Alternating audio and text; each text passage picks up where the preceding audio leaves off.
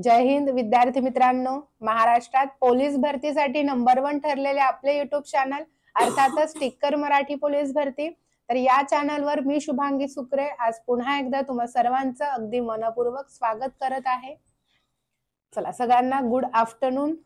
शुभारंभ अतिसंभाव्य 5000 प्लस प्रश्नांच्या सिरीज मधला आजचा आपला 44 नंबरचा दिवस आहे। जसं जमेल तसं लेक्चर रेकॉर्डिंग मध्ये पाहून घ्यायचं प्रत्येकाने, ठीक आहे। चला आपलं लेक्चर चालू झालेलं आहे। जास्तीत जास्त विद्यार्थी मित्रांपर्यंत शेअर करायचंय।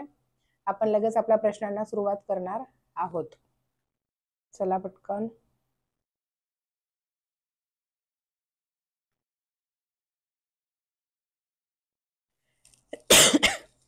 चला, ठीक आहे। तर आजचा पहिला प्रश्न पाहू आपण। खालील शब्दातील नीळकंठ या अर्थाचा शब्द ओळखा। नीळकंठ या अर्थाचा शब्द कुठला असेल? 4 पर्याय आपल्या समोर आहेत। गजानन, श्रीकृष्ण, महादेव आणि पांडुरंग।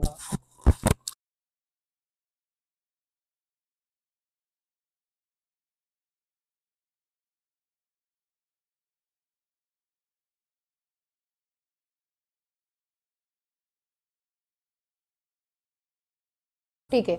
नीळकंठ या शब्दाचा विग्रह काय होतो? नीळकंठ शब्दाचा विग्रह निळा आहे कंठ ज्याचा असा तो, बरोबर। 2 पदांवरून तिसऱ्या एकाच पदाचा बोध होतो म्हणून हा कुठला समास झाला? आपला बहुव्रीही समास झाला। पण आपल्याला नॉर्मल प्रश्न विचारलाय की कोणाचा विग्रह आहे हा? तर निळाकंठ कोणाचा आहे? आपले शंकर महादेव, म्हणून पर्याय कुठला योग्य? पर्याय तिसराच योग्य। चला पुढचा प्रश्न बघूयात आपण। आई वडील हा कोणत्या प्रकारचा शब्द आहे? आई वडील हा शब्द कोणत्या प्रकारचा आहे? उपसर्ग घटित, सामासिक, नाम, क्रियापद। ओळखा। आई वडील हा शब्द विग्रह केल्यानंतर काय येतं? तर बघा, आई आणि वडील। आपण म्हणताना आई व वडील म्हणतो, आई आणि वडील म्हणतो, आई किंवा वडील म्हणतो का दोघांचा विग्रह? जर दोघांचाही बोध आपल्याला करून द्यायचा असेल तर आई किंवा वडील म्हणतो का? आई पण वडील म्हणतो? आई म्हणून वडील म्हणतो? नाही। काय? तर आई आणि वडील दोघही शब्द महत्वाचे आहेत आणि विग्रह करताना समुच्चय बोधकचे आणि व यासारखे अविकारी शब्द या दोघांच्या मध्ये आपण वापरतो, म्हणून हा समास कोणता आहे? इतरेतर द्वंद्व समास आहे। पण इथं पर्याय एकदम सोपे विचारलेत, पण आपल्याला सवय खोलात जायची, म्हणजे कसाही प्रश्न याच्यावर पुढे आला तर तुम्हाला उत्तर यायलाच पाहिजे, बरोबर की नाही। तर मग काय आहे? हा सामासिक शब्द आहे। समास आहे म्हणजे सामासिक शब्द आहे ना, मग पर्याय कुठला योग्य? पर्याय दुसराच योग्य। चला पुढे। पुढचा प्रश्न आहे, खालीलपैकी संयुक्त स्वर कोणते? संयुक्त स्वर ओळखायचे आपल्याला। अ, आ, ई, ओ, औ आणि अ, आ। अ, आ डबल झालंय, ठीक आहे। आ करूयात इथे। संयुक्त स्वर म्हणजेच काय? जे स्वर बनण्यासाठी आपल्याला 2 स्वरांचं एकत्रीकरण करावं लागतं त्यांना आपण म्हणतो संयुक्त स्वर, राईट। मग असे संयुक्त स्वर आपल्या वर्णमालेमध्ये किती आहेत? 4 आहेत। कोणते कोणते आहेत? ए, ऐ, ओ आणि औ, ठीक आहे। इथं जे दिलेत अ, आ, ई आणि आ हे तिन्ही जोड्या काय आहेत? तर सजातीय स्वरांच्या जोड्या आहेत। सजातीय स्वर म्हणजे उच्चारामध्ये समानता असलेले स्वर। एकच वेगळा दिसतोय, ओ आणि औ काय आहेत? संयुक्त स्वर आहेत, म्हणून पर्याय तिसरा योग्य। लेक्चर चालू झालंय, ज्यांना आवडते त्यांनी सेशन लाईक करून घ्यायचंय। पुढचा प्रश्न पाहूयात आपण। सोपा प्रश्न आहे पण कन्फ्यूज करणारा प्रश्न आहे। स्वरांचे प्रकार किती? 12, 14, 10 आणि 3।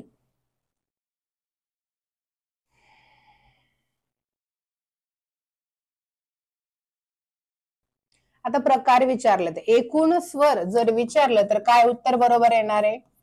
बऱ्याच विद्यार्थ्यांनी चुकवलेलं असणार आहे, माहितीये मला। एकूण स्वर विचारले तर 14 आहे। तुम्ही घाईघाईमध्ये 14 उत्तर बरोबर दिलं असेल, राईट। स्वरांचे प्रकार किती? तर 3च आहेत। कुणी 3 म्हणतंय तर कुणी 4 म्हणतंय। फायनली इथं 4 तर ऑप्शन तसाही दिलेलाच नाहीये, जेव्हा पेपरमध्ये येईल मग आपल्याला कळेल की आन्सर की मध्ये नक्की 3 बरोबर देतात की 4 बरोबर देतात. मग 4 बरोबर असेल तर पर्यायांमध्ये 4 ऍडच करावा लागेल. ठीक आहे. मग स्वरांचे 3 प्रकार लक्षात ठेवायचे. पर्यायी चौथा योग्य. चला पुढे. पुढचा प्रश्न आहे आपला श श स या वर्णांना काय म्हणतात? उष्मे, महाप्राण, स्वतंत्र वर्ण आणि अर्धस्वर. काय येईल बरोबर?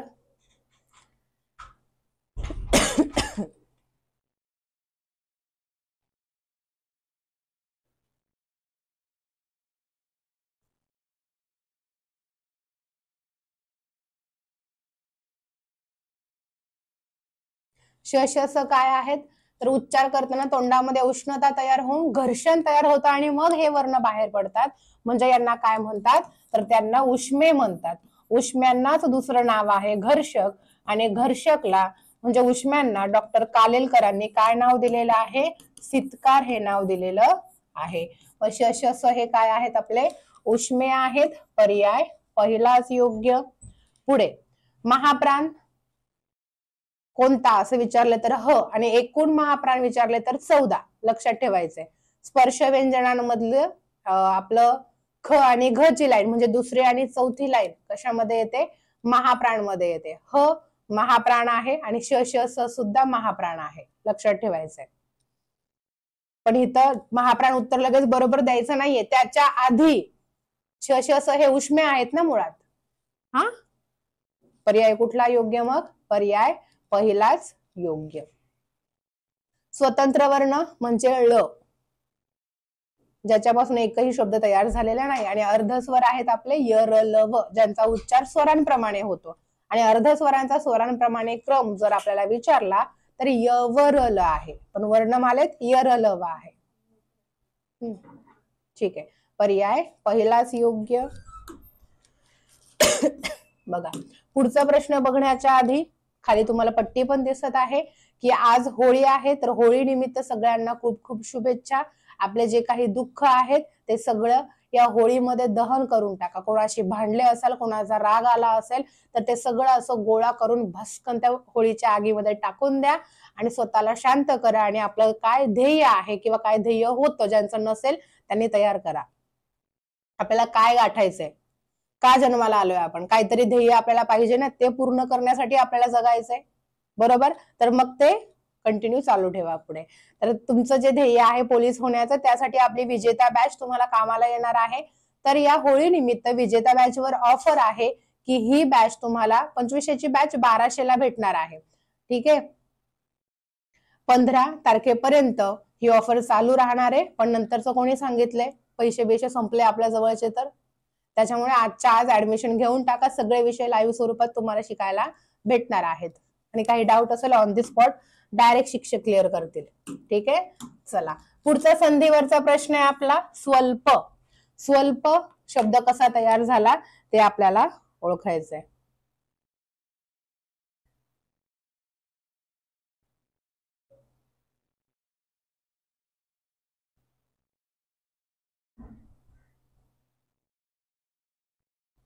काय येईल बरोबर?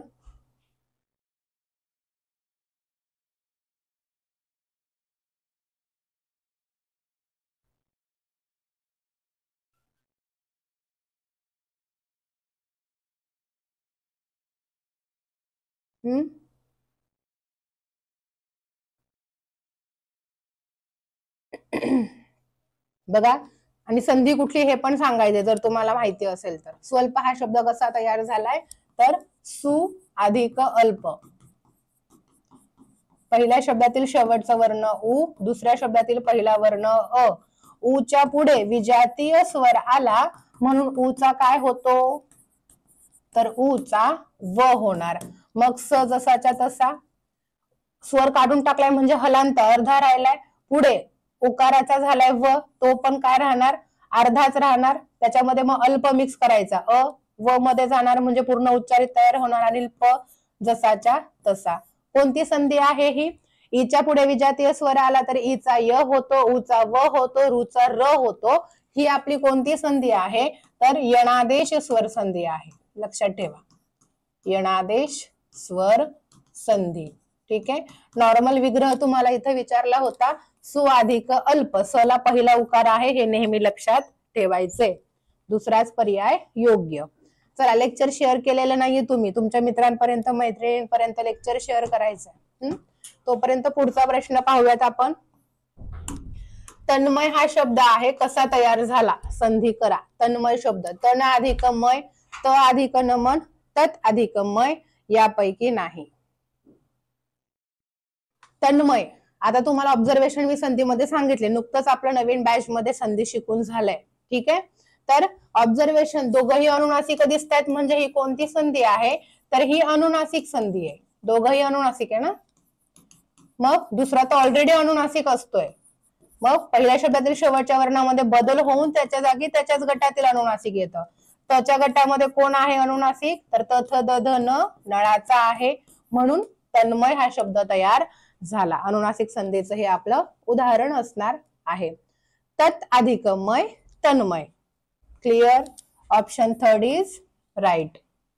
होळी असून सुद्धा तुमच्यासाठी लेक्चर घेऊन आले, काहीतरी जाण ठेवा याची, आणि अभ्यासाकडे दुर्लक्ष अजिबात करू नका. होळीमध्ये आपण रंग उधळतो, बरोबर. रंग अजून एकदा उधळतो. कधी उधळतो? पुढच्या प्रश्नाचं उत्तर देऊन सांगा मला. ठीक आहे. चला, नेक्स्ट क्वेश्चन आहे आपला. सुलभा हे कोणते नाम आहे? सुलभा विशेष नाम, सामान्य नाम, भाववाचक नाम, समूहवाचक नाम.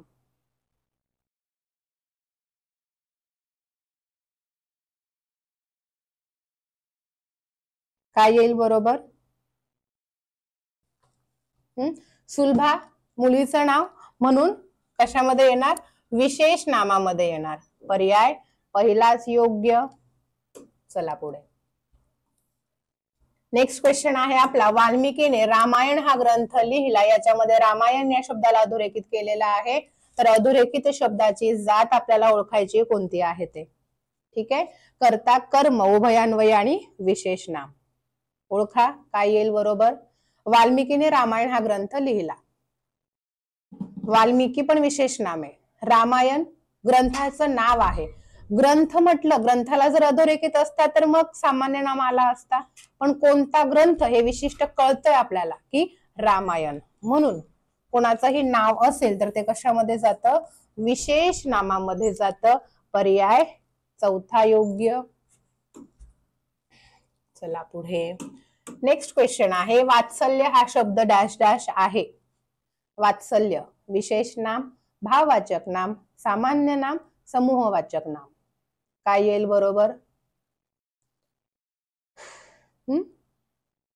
वात्सल्याची भावना, आपण जी माया करतो, प्रेम करतो एखाद्यावर, त्याला, त्या मायेला काय म्हणतात? वात्सल्य. आपण पाहू शकत नाही, ते फक्त फील करू शकतो, म्हणजे हे काय आहे? आपलं भाववाचक नाम आहे. पर्याय दुसराच योग्य.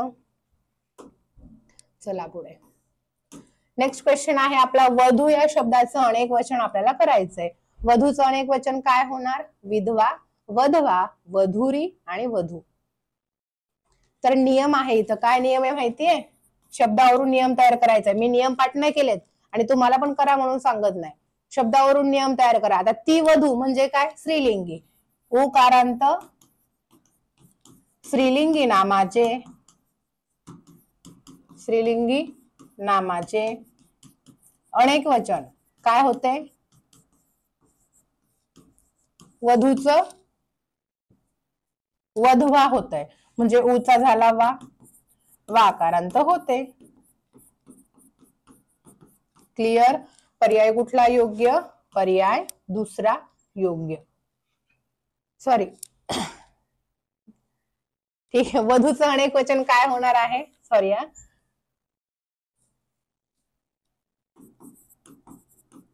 एक असेल तरी वधू आणि एकापेक्षा जास्त असेल तरी आपण काय म्हणणार? वधूच म्हणणार. ठीक आहे. काही प्रसंगी उकारांतच राहते. गडबड झाली जरा.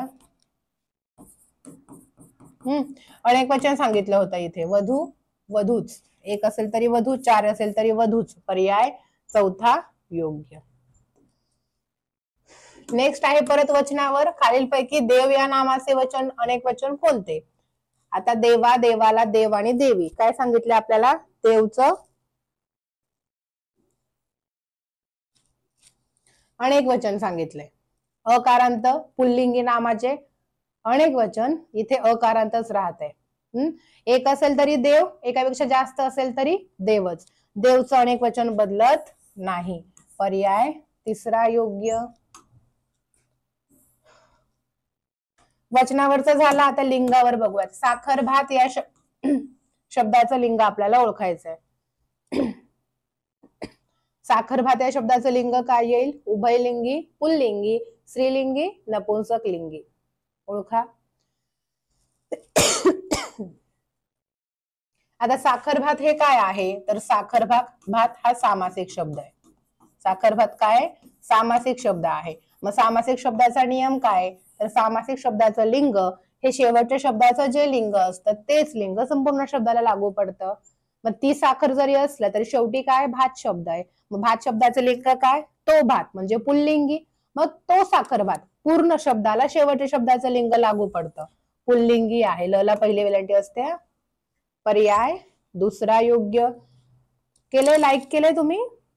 तुम्हीच जे माझ्याकडे बघताय आता नक्की मॅडम कोणाला बोलत असतील, तुम्हालाच बोलतीये. लाईक केलं नसेल करून घ्या लाईक. पर्याय दुसरा योग्य आहे. जाऊ पुढे. पेज बघून घ्या एकदा. पहिल्यांदाच बघत असाल हे पेज. एक मिनिट.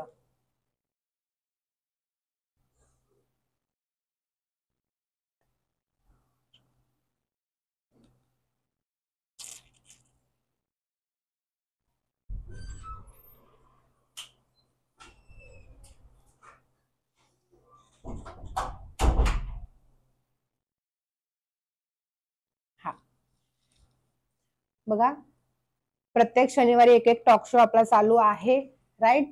आता मुलांचे प्रश्न याच्यावर सगळ्या विषयांचे टॉक शो आपले प्रत्येक शनिवारी झालेले आहेत. मग आता परत टॉक शो आपले चालू होतोय, तो म्हणजे इंडिव्हिज्युअल सब्जेक्ट. त्या सब्जेक्टवर सर किंवा मॅडम जे कोणी असेल त्या सब्जेक्टचे टीचर ते तुम्हाला गाईड करणार आहेत. फॉर एक्झाम्पल माझा विषय आहे या शनिवारी 15 मार्चला दुपारी 3 वाजता लेक्चर असेल. मराठी व्याकरण या विषयामध्ये स्कोर कसा वाढवायचा. 25 असेल, 25 पैकी पुढे तर जाणार नाही, पण तेवढंच कसा ठेवायचा. कमी असेल तर जास्त कसा करायचा. कोणत्या टॉपिकवर जास्त भर द्यायचा आहे. आणि गेल्या वर्षी कुठल्या टॉपिकवर जास्त प्रश्न विचारण्यात आलेले होते हे सगळं डिटेलमध्ये आणि मराठी व्याकरणाचा अभ्यास थोडक्यात कसा करावा हे सगळं आपण येत्या शनिवारी पाहणार आहोत. त्याच्यामुळे प्रत्येकाने काय करायचंय? हे लेक्चर अटेंड करायचंय. तुमचे जे विद्यार्थी मित्र असेल त्यांनाही सांगायचंय की असं असं लेक्चर या शनिवारी आहे तर ये बाबा तू. चला पुढचा प्रश्न आहे, मुले मैदानावर खेळतात या वाक्यात विभक्ती आपल्याला ओळखायची आहे. तृतीया, चतुर्थी आणि सप्तमी, प्रथमा. काय येईल बरोबर?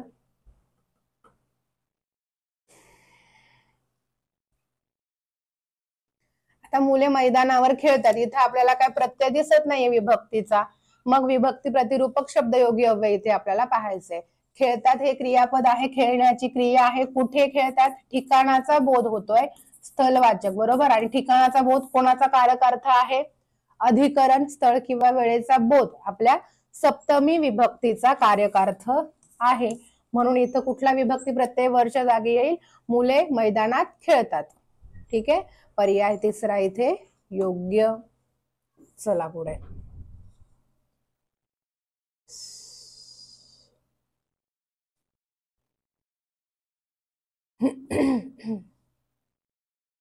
पुढचा प्रश्न आहे, पुरुषवाचक सर्वनाम आपल्याला ओळखायचे कोणतं असणार आहे? तू, आपण, ती, हा, स्वतः आणि कोण. पुरुषवाचक सर्वनाम कुठला असणार आहे? प्रथम पुरुषवाचक, द्वितीय पुरुषवाचक आणि तृतीय पुरुषवाचक. तर बघा, कोण प्रश्नार्थक सर्वनाम आहे, ती, हा दर्शक सर्वनाम आहेत. स्वतः येतोय पुरुषवाचक मध्ये पण तो आत्मवाचक मध्ये सुद्धा आहे. मग राहिला पहिलाच पर्याय तू, द्वितीय पुरुषवाचक, आणि आपण प्रथम पुरुषवाचक मध्ये पण येतो आणि द्वितीय पुरुषवाचक मध्ये पण येतो. डिपेंड आहे की त्या आपण शब्दाने वाक्यात कुठल्या व्यक्तीच्या नावाऐवजी काम केलेलं आहे. ठीक आहे. पर्याय पहिलाच इथे योग्य. चला, बरेच प्रश्न आहेत पण वेळेअभावी काय करूयात आपण, एक प्रश्न तुम्हाला होमवर्कला देईल आणि एक प्रश्न मी घेईन.